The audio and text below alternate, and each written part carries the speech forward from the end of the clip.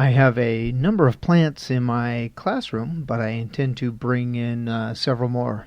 However, I don't have the desk space or places that keep the plants safe from students. I went out looking on the interwebs for some plant stands. My eyes were immediately drawn to this one.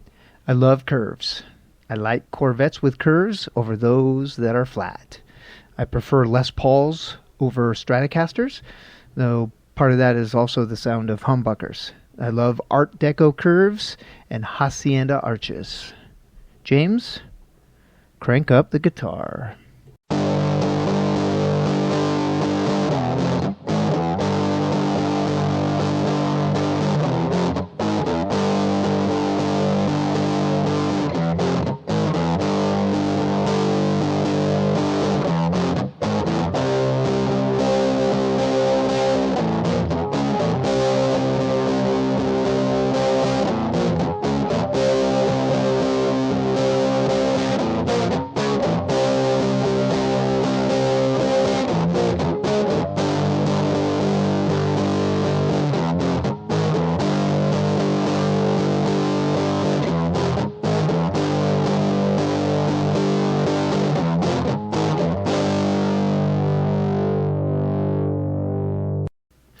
I asked an architect friend of mine what sort of curve it was that I was looking at, hoping that it was something that could be generated using a specific formula. He told me that it was the golden ratio. I was hoping that I could then generate that same curve in Tinkercad. I didn't have any such luck with Tinkercad, though I spent a lot of time looking through various shapes within the software. I decided to find something on the web, an image, and then import it to 3D Builder like I had done previously with other images. After outputting my curve as an STL file from 3D Builder, I imported it into Tinkercad. Tinkercad didn't have a clue as to what size I wanted, and my imported file was much too big for my 3D printer. Doing some math, I scaled things to the correct size. To all of my students out there, no, I don't use math every day, but when I need to do math, I know how to do it. The rest was trimmed down, was just trimming down the imported image to a shape that I could use. Next, I needed to export my curve to my slicer. Along the way, I needed to run through some updates. I had both software and firmware updates that I needed to process. And isn't that usually the case? That you get on a roll, get stuff going, and you need to take care of things along the way. Eventually, after updating and restarting both the slicer and the printer, the part was off and running. Here's the part, hot off the 3D printer.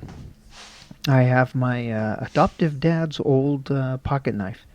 He passed away my freshman year of college at the University of Idaho in November of 1985.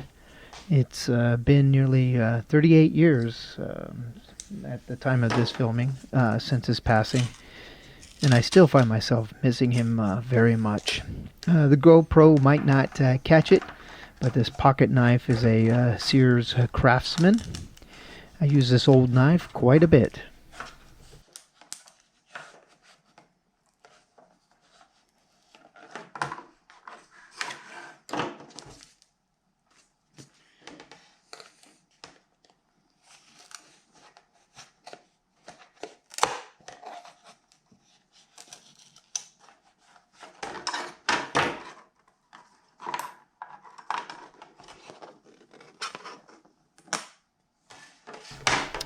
Those 3D prints can sure put up a fight when it comes time to take them off the print plate.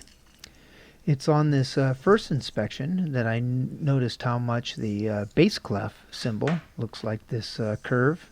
I never saw that before. The rest of this, I'm looking things over, making sure that this is the route I really want to take. I also started noticing minor imperfections, like that notch on the top as the curve comes out of its starting point. That's really not going to matter, I hope. I hope it doesn't haunt me later on. I also wish the top was rounded instead of being flat. I was hoping it would have come out of 3D Builder with a nice rounded top, edge, whatever side that actually is. Anyway, I think I can make this work just fine. Next, I needed to print off some straight segments. I decided to leverage the curve itself to ensure a consistent set of dimensions. So I sliced off what appeared to be the curve going flat. I took that slice and stretched it out to a 6-inch strip. I then made two. I only made two because I wanted to see that they would work.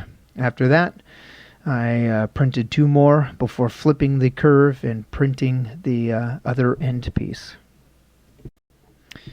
This is the spot where I thought I was finished with the master making process. I would have preferred a nice curve between the two end curls, but I didn't have a clue as to how to do that in Tinkercad. I think the curve naturally happens when the metal is worked through a universal bender.